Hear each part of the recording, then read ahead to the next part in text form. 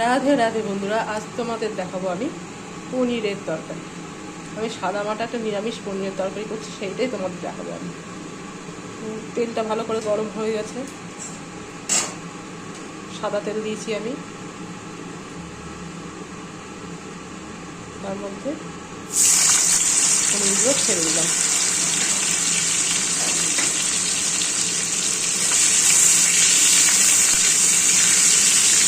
পনিরগুলো ভাজছি, লাল লাল করে ভাজবো। দেখো বন্ধুরা, এখানে আমি একটু গরম জল বসিয়েছি। পনিরটা যাতে সফট থাকে সেই জন্য আমি গরম জলের মধ্যে দিয়ে দিই, তার মধ্যে একটু নুন দিই।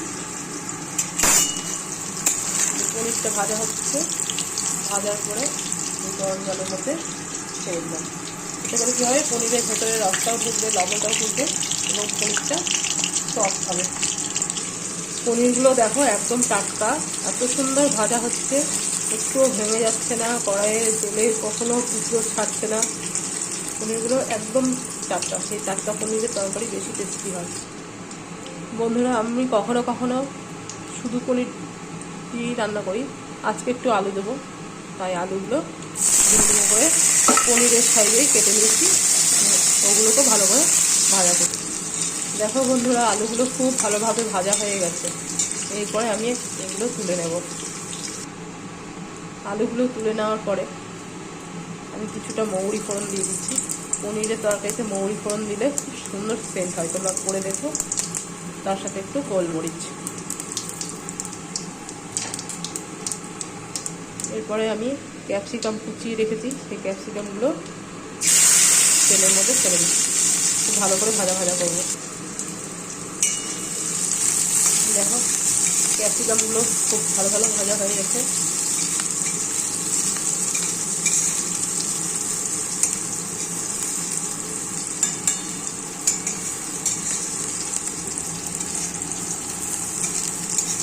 সুন্দর ফ্লেভার বেরিয়েছে, মৌরি ক্যাপসিকাম দিয়ে সুন্দর একটা ফ্লেভার বেরিয়েছে।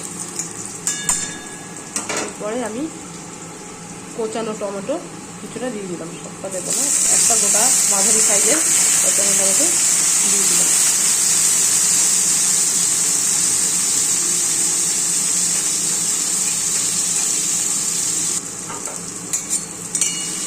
টমেটোটাও ভাজা হয়ে গেছে। এই সময় আমি আগে থেকে ভেজে রাখা আলুগুলো দিয়ে দিলাম।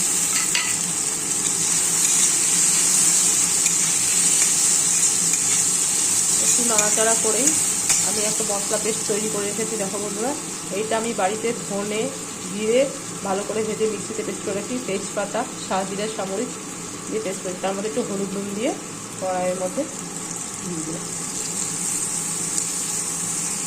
পরিমাণ মতো দিয়েছি, তোমরা পরিমাণ মতো দিয়ে নিও।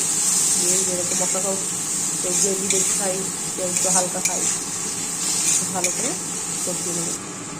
দেখো বন্ধুরা, আলুটা যখন কষে কষে এসেছে, সেই মুহূর্তে আমি পনিরগুলো জল থেকে তুলে, এই দেখো জল থেকে ছেঁকে তুলে কড়াইয়ে দিয়ে দিচ্ছি। এই মশলার সাথে একটু কষাবো।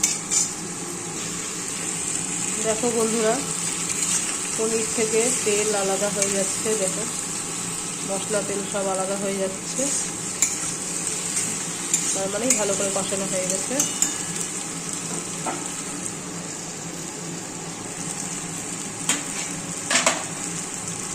এই আগে থেকে যে জল গরম করে পনির ডুবিয়ে রেখেছিলাম, সেই জলটাই আমি দিয়ে দেবো, সবটা জল দিয়ে দেবো।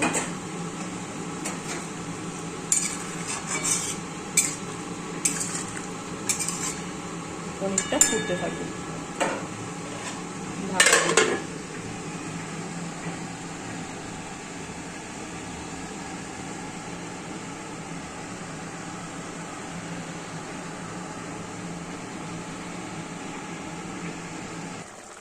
দেখো বন্ধুরা, এইরকম যখন হয়ে গেছে ঝোল ঝোল,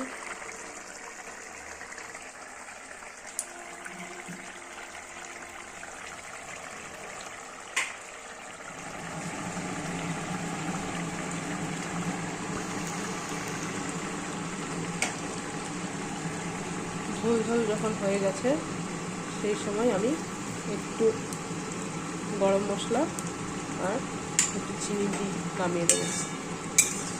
এই রকমটাই নামাবো, কেননা ঠান্ডা হলে পনিরের মধ্যে অনেকটা জল টেনে যাবে এবং গ্রেভিটা ড্রাই হয়ে যাবে। সেই জন্য এইভাবে এই অবস্থাতেই নামিয়ে ফেলবো।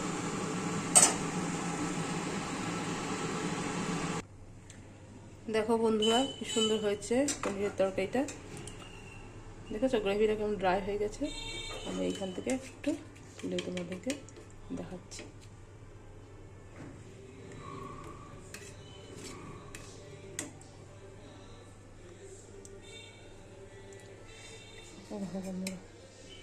গ্রেভিটা ড্রাই হয়ে গেছে, দেখেছো?